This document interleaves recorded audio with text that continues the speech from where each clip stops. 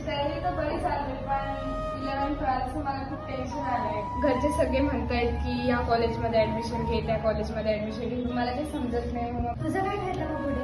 अगं मला नीट करायची आहे. माझ्या घरचे म्हणतायत सीईटी दे, जेई दे. काही कळतच नाही, सगळं कन्फ्युजन झालं. आणि तुझं काय स्पर्धा?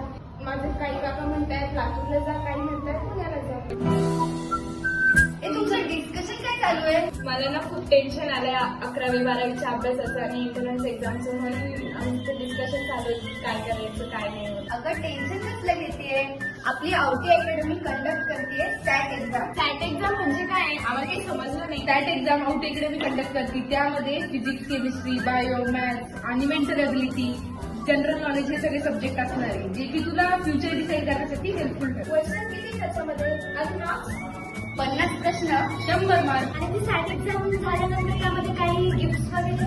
अगं हो, नक्कीच.